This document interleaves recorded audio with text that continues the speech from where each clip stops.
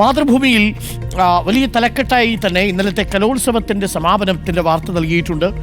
25 വർഷത്തിന് ശേഷം, കാൽ നൂറ്റാണ്ടിന് ശേഷം തൃശ്ശൂർ കലോത്സവത്തിൻ്റെ തിടമ്പേറ്റിയ വാർത്തയാണ് വലിയ പ്രാധാന്യത്തോടു കൂടി മാതൃഭൂമി നൽകിയിരിക്കുന്നത്. 1999 അവസാനമായി തൃശ്ശൂർ, അന്ന് കൊല്ലം ജില്ലയിൽ നടന്ന കലോത്സവത്തിൽ കപ്പടിച്ചത്. അതിനുശേഷം കാൽ നൂറ്റാണ്ടിനു ശേഷം തൃശ്ശൂർ കപ്പടിച്ച വാർത്ത വലിയ തലക്കെട്ടിൽ തന്നെ നൽകുന്നു. കൗമാരകലയുടെ സ്വർണ്ണത്തിടമ്പ കാൽനൂറ്റാണ്ടിനു ശേഷം തൃശ്ശൂരിന് സ്വന്തം. 63ാം സംസ്ഥാന സ്കൂൾ കലോത്സവത്തിൽ അവസാന നിമിഷം വരെ പൊരിഞ്ഞ പോരാട്ടത്തിനൊടുവിൽ 1008 പോയിന്റോടെ തൃശ്ശൂർ സ്വർണ്ണക്കപ്പ് നേടി എന്നാണ് പത്രം റിപ്പോർട്ട് ചെയ്യുന്നത്. ഒപ്പം തന്നെ നമ്മൾ കലക്കിട്ട എന്ന തലക്കെട്ടിൽ തിരുവനന്തപുരത്ത് നടന്ന സംസ്ഥാന സ്കൂൾ കലോത്സവത്തിൽ ഓവറോൾ ചാമ്പ്യന്മാരായ തൃശ്ശൂർ ജില്ലാ ടീമിൻ്റെ ചിത്രം കൂടി ആദ്യ പേജിൽ പങ്കുവയ്ക്കുന്നുണ്ട്. ഇനി മനോരമയിലേക്ക് എത്തിയാൽ മനോരമയിലെ പ്രധാനപ്പെട്ട വാർത്ത തീർച്ചയായിട്ടും സ്കൂൾ കലോത്സവം ആദ്യ പേജിൽ ചിത്രസഹിതം മനോരമയും പ്രസിദ്ധീകരിച്ചിട്ടുണ്ട്. ഒപ്പം ശബരിമലയ്ക്ക് 778.17 കോടി രൂപ മാസ്റ്റർ പ്ലാൻ പ്രകാരം സമഗ്ര വികസനം എന്ന വാർത്ത കൂടി മനോരമ നൽകുന്നു. സന്നിധാനം 8 മേഖലകളായി തിരിച്ചുള്ള പദ്ധതികളാണ് വരാൻ പോകുന്നത്. താമസ പാർക്കിംഗ് സൗകര്യങ്ങൾ നിലയ്ക്കലിലുണ്ടാവും. അധിക പണത്തിന് വേണ്ടി കേന്ദ്രത്തെ സമീപിക്കേണ്ടി വരും എന്നാണ് സംസ്ഥാന സർക്കാർ പറയുന്നത്. എന്നാലും ശബരിമലയുടെ സമഗ്ര വികസനത്തിനായുള്ള പാക്കേജിന് 778.17 കോടി രൂപയ്ക്ക് അംഗീകാരം നൽകിയിരിക്കുകയാണ് മന്ത്രിസഭ. അതും വലിയ പ്രാധാന്യത്തോടു കൂടി മനോരമ പ്രസിദ്ധീകരിക്കുന്നുണ്ട്. ദേശാഭിമാനിയിലേക്ക് എത്തിയാൽ പ്രധാന വാർത്ത തലസ്ഥാനത്ത് തൃശ്ശൂർ പൂരം കൊടിയിറങ്ങുന്നു എന്ന വാർത്തയാണ് നൽകുന്നതെങ്കിലും വലിയ വാർത്തയെ നൽകുന്നത് പെരിയ കേസിൽ ഇന്നലെ എത്തിയ ഹൈക്കോടതി വിധിയാണ്. പെരിയ കേസിൽ CBI അന്വേഷണത്തിലൂടെ പ്രതികളെന്ന് കണ്ടെത്തി കുറ്റക്കാരെന്ന് CBI കോടതി വിധിച്ച 4 പേർക്ക് അവരുടെ തടവ് ശിക്ഷ ഇന്നലെ ഹൈക്കോടതി മരവിപ്പിച്ചിരുന്നു. 4 CPM നേതാക്കൾക്ക് ജാമ്യം, CBIക്ക് ഹൈക്കോടതി നോട്ടീസ്. പെരിയ കേസ് പ്രതികളെ രക്ഷിക്കാൻ സഹായിച്ചെന്ന് പറഞ്ഞ് CBI കള്ളക്കേസിൽ കുടുക്കിയ CPM നേതാക്കളടക്കം 4 പേരുടെ തടവ് ശിക്ഷ ഹൈക്കോടതി സ്റ്റേ ചെയ്തു. ഇവർക്ക് ജാമ്യവും അനുവദിച്ചു. CBI പ്രത്യേക കോടതി 5 വർഷം തടവിന് ശിക്ഷിച്ച CPIM കാസർഗോഡ് ജില്ലാ സെക്രട്ടേറിയറ്റ് അംഗം KV കുഞ്ഞിരാമൻ, മുൻ ഏരിയ സെക്രട്ടറിയും കാഞ്ഞങ്ങാട് ബ്ലോക്ക് പഞ്ചായത്ത് പ്രസിഡന്റുമായ K മണികണ്ഠൻ, മുൻ ലോക്കൽ സെക്രട്ടറി രാഘവൻ വെളുത്തുള്ളി, ലോക്കൽ കമ്മിറ്റി അംഗം KV ഭാസ്കരൻ എന്നിവർ നൽകിയ അപ്പീലിലാണ് ഉത്തരവ് എന്ന് പത്രം റിപ്പോർട്ട് ചെയ്യുന്നു. ഹണി റോസിന്റെ പരാതിയിൽ ഇന്നലെ പോലീസിന്റെ അതിവേഗത്തിലുള്ള നടപടി നമ്മൾ കണ്ടു. എല്ലാ പത്രങ്ങളും വലിയ പ്രാധാന്യത്തോടു കൂടി ആ വാർത്ത ആദ്യത്തെ പേജിൽ തന്നെ പങ്കുവച്ചിട്ടുണ്ട്. മലയാള മനോരമയിൽ ബോബി ചെമ്മണ്ണൂരിന്റെ വാർത്ത കൈകാര്യം ചെയ്തിരിക്കുന്നത് ലൈംഗിക അധിക്ഷേപം, ഹണി റോസിന്റെ പരാതിയിൽ നടപടി എന്ന തലക്കെട്ടോടു കൂടിയാണ്. ബോബി ചെമ്മണ്ണൂർ അറസ്റ്റിൽ, വയനാട്ടിൽ നിന്ന് കൊച്ചിയിലെത്തിച്ചു, കോടതിയിൽ ഇന്ന് ഹാജരാക്കും. ലൈംഗിക അധിക്ഷേപം നടത്തിയെന്ന നടി ഹണി റോസിന്റെ പരാതിയിൽ വ്യവസായി ബോബി ചെമ്മണ്ണൂർ അറസ്റ്റിൽ. രാവിലെ 8-ന് വയനാട് മേപ്പാടി കള്ളാടിക്കടുത്തുള്ള ബോച്ചി 1000 ഏക്കർ എസ്റ്റേറ്റിൽ നിന്ന് പുറത്തേക്ക് വരുമ്പോൾ വാഹനം വളഞ്ഞ് എറണാകുളം സെൻട്രൽ പോലീസ് ബോബിയെ പിടികൂടുകയായിരുന്നു. രാത്രി 7:30 കൊച്ചിയിലെ സ്റ്റേഷനിൽ എത്തിച്ചു. 2 മണിക്കൂറിലേറെ ചോദ്യം ചെയ്തു. തുടർന്ന് ജനറൽ ആശുപത്രിയിൽ വൈദ്യപരിശോധന നടത്തി. ഇന്ന് മജിസ്ട്രേറ്റ് കോടതിയിൽ ഹാജരാക്കും. പോലീസിന്റെ കസ്റ്റഡി അപേക്ഷയും ഇതിനൊപ്പം നൽകാനാണ് സാധ്യത. ലൈംഗിക അധിക്ഷേപത്തിനും അതിക്രമത്തിനും ഭാരതീയ ന്യായ സംഹിതയിലെ 75 സെക്ഷൻ 1, 4 വകുപ്പുകളും IT ആക്ടിലെ 6, 7 വകുപ്പുകളുമാണ് കേസ് എടുക്കാൻ വേണ്ടി ഇപ്പോൾ പോലീസ് ഉപയോഗിച്ചിരിക്കുന്നത്. ഇതിൽ ഹണി റോസിന്റെ ഒരു സ്റ്റേറ്റ്മെന്റ് വളരെ പ്രധാനപ്പെട്ടതായി പത്രം നൽകുന്നുണ്ട്. ഒരു വ്യക്തിയെ കൊന്നുകളയാൻ കത്തിയും ഒരു തോക്കുമൊന്നും വേണ്ട. ഒരു കൂട്ടം സോഷ്യൽ മീഡിയ പ്രൊഫൈലുകളിൽ നിന്നുള്ള നീചവും ക്രൂരവുമായ അസഭ്യ അശ്ലീല ദ്വയാർത്ഥ കമന്റുകളും ക്യാമ്പയിനും മതി. സമൂഹ മാധ്യമത്തിൽ ഗുണ്ടായിസത്തിന് നേതാവുണ്ടെങ്കിൽ മൂർച്ച കൂടും. അതിനെ പ്രതിരോധിക്കാതിരിക്കാൻ കഴിയുമായിരുന്നില്ല എന്നാണ് ഹണി റോസ് പറയുന്നത്. ഏറെക്കുറെ ശരിയുമാണ്. പല വാർത്തകളും ഇത്തരത്തിൽ നമ്മൾ റിപ്പോർട്ട് ചെയ്തത് കാണാറുണ്ട്. ഇന്നലെ അതിനുശേഷം തുടർച്ചയായിട്ട് മലാപാർവതിയുടെയും ഒരു കേസ് പോലീസ് രജിസ്റ്റർ ചെയ്തിട്ടുണ്ട്. സമൂഹ മാധ്യമങ്ങളിലൂടെ സ്ത്രീത്വത്തെ അപമാനിക്കാൻ ശ്രമിച്ചു എന്നായിരുന്നു കേസ്. അതേപോലെ PPDVയുമായി ബന്ധപ്പെട്ട് ആ വാർത്തയിൽ സാമൂഹ്യ മാധ്യമത്തിലെ വന്ന വാർത്തയ്ക്കടിയിൽ അശ്ലീല പരാമർശം നടത്തിയ ആളിനെതിരെയും കേസ് നൽകിയിട്ടുണ്ട്. NM വിജയന്റെ മരണം പോലീസ് ആത്മഹത്യാ പ്രേരണ കുറ്റം ചുമത്തിയിരിക്കുന്നു എന്നതാണ് മറ്റൊരു പ്രധാനപ്പെട്ട ഇന്നലെ വന്ന വാർത്ത. ആ വാർത്ത മനോരമ കൈകാര്യം ചെയ്തിട്ടുണ്ട്. 30 പേരെ ചോദ്യം ചെയ്ത ശേഷമാണ് ആത്മഹത്യാ പ്രേരണ കുറ്റം ചുമത്തി FIR രജിസ്റ്റർ ചെയ്തത്. DCC ട്രഷറർ NM വിജയൻ ജീവനൊടുക്കിയ സംഭവത്തിൽ പോലീസ് ആത്മഹത്യാ പ്രേരണ കുറ്റം ചുമത്തി. ഇതോടെ ആത്മഹത്യാക്കുറിപ്പിൽ പേര് പരാമർശിച്ച IC Balakrishnan MLA, DCC president ND അപ്പച്ചൻ, DCC മുൻ ട്രഷറർ KK ഗോപിനാഥൻ എന്നിവർക്ക് കുരുക്കുമുറുകി എന്നാണ് പത്രം റിപ്പോർട്ട് ചെയ്യുന്നത്. അതോടൊപ്പം തിരുപ്പതിയിലെ വലിയ തിക്കിലും തിരക്കിലും പെട്ട് 6 പേർ മരിക്കാനിടയായി എന്നാണ് ആ സമയത്ത് റിപ്പോർട്ട് ചെയ്തിരിക്കുന്നത്. 3 സ്ത്രീകളടക്കം 6 പേർ മരിച്ചു. നാളെ മുതൽ 19 വരെ നടക്കുന്ന വൈകുണ്ഠ ഏകാദശി ദർശനത്തിനുള്ള കൂപ്പൺ വാങ്ങാൻ എത്തിയവരാണ് അപകടത്തിൽപ്പെട്ടത് എന്ന് പത്രം റിപ്പോർട്ട് ചെയ്യുന്നുണ്ട്. നമ്മൾ ആ പ്രിയപ്പെട്ട പ്രേക്ഷകരെ, ഇന്ന് ജനുവരി മാസം 9-ാം തീയതി പ്രവാസി ദിനമാണ്. എല്ലാ പ്രിയപ്പെട്ട പ്രേക്ഷകർക്കും ഒരിക്കൽ കൂടി സ്വാഗതം. ഇന്ന് സൂപ്പർ തേഴ്സ്ഡേ, വ്യാഴാഴ്ച. സുന്ദരമായ ഒരു വാർത്താ ദിനത്തിലേക്ക് നമ്മൾ കാലെടുത്ത് വെച്ചിരിക്കുന്നു. മോഹൻ P പറയുന്നു, എനിക്ക് ഭയങ്കര വിഷമമായിരുന്നു അരുൺ. താങ്കളുടെ ചിന്താവിഷയം എൻ്റെ മനസ്സിനെ ഈ നിമിഷം മുതൽ മാറ്റങ്ങളുടെ പുതിയ വസന്തം പ്രതീക്ഷിച്ച് മുന്നോട്ട് പോകാൻ പ്രേരിപ്പിക്കുന്നു എന്ന് പറയുന്നു. മോഹൻ, അങ്ങനെ വേണം. പ്രതീക്ഷ അറ്റുപോകുന്ന സമയത്ത് ഞാൻ തുടക്കത്തിൽ സൂചിപ്പിച്ചതുപോലെ നമ്മുടെ ചുറ്റുമുള്ള മരങ്ങളെയൊക്കെ നോക്കിയാൽ മതി. ഇല കൊഴിഞ്ഞാലും അവയിങ്ങനെ ഉയർത്തി തന്നെ നിൽക്കും എന്നുള്ളതാണ്.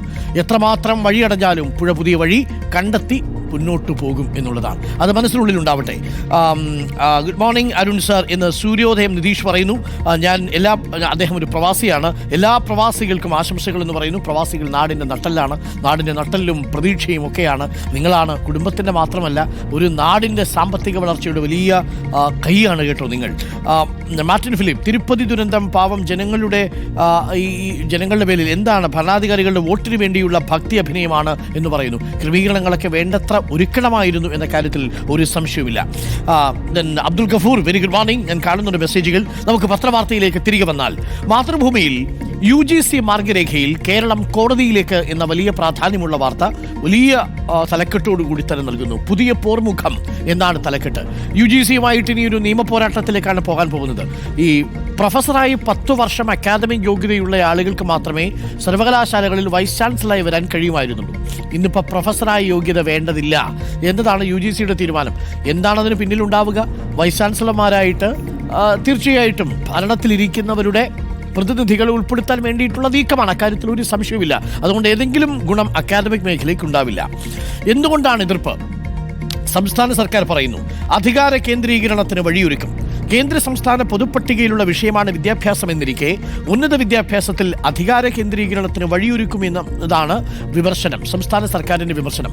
കാരണം സംസ്ഥാന സർവകലാശാലകളുടെ നടത്തിപ്പ് പൂർണ്ണമായും സംസ്ഥാനങ്ങളിലാണെന്നിരിക്കെ അതിന് കേന്ദ്രം ഒരു മാനദണ്ഡം കൊണ്ടുവരികയും ആ മാനദണ്ഡത്തിൻ്റെ അടിസ്ഥാനത്തിൽ VC നിയമിക്കുകയും ചെയ്യുന്നത് സംസ്ഥാനത്തിൻ്റെ അധികാരത്തിന്മേലുള്ള കടന്നുകയറ്റമാണ്.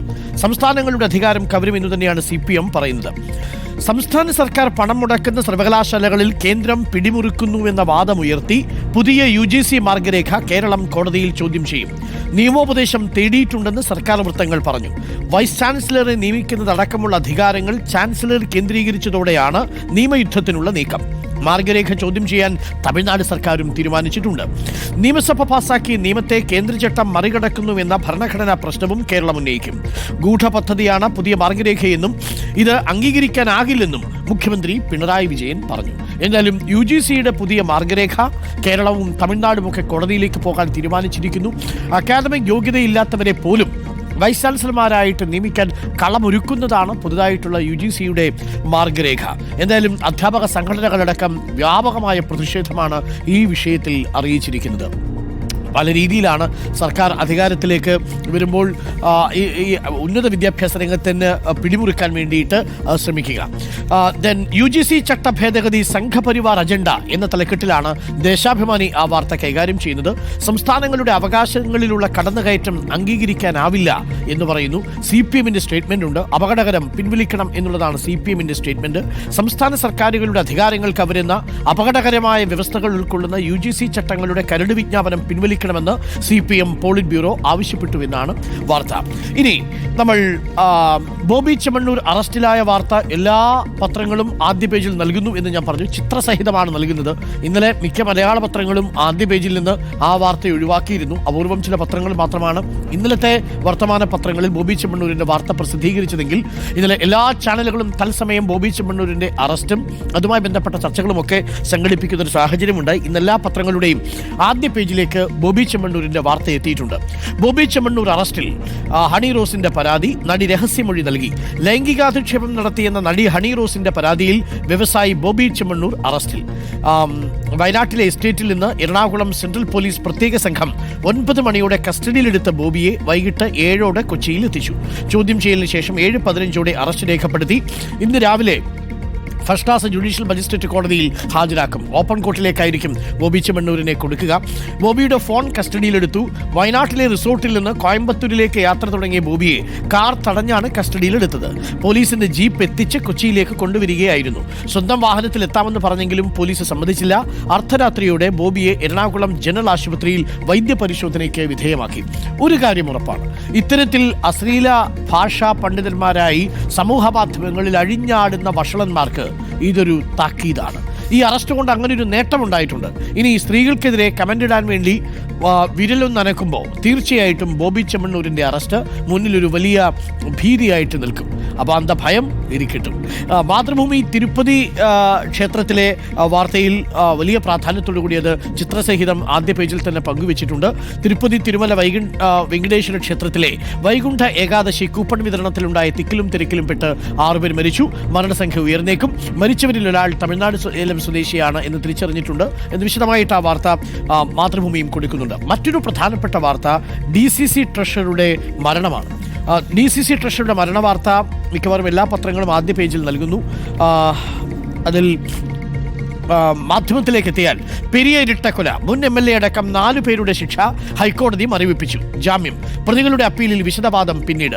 പെരിയ ഇരട്ടക്കൊല കേസിൽ മുൻ MLA അടക്കം 5 വർഷത്തെ തടവ് ശിക്ഷയ്ക്ക് വിധിക്കപ്പെട്ട 4 പ്രതികളുടെയും ശിക്ഷ നടപ്പാക്കുന്നത് ഹൈക്കോടതി മരവിപ്പിച്ചു.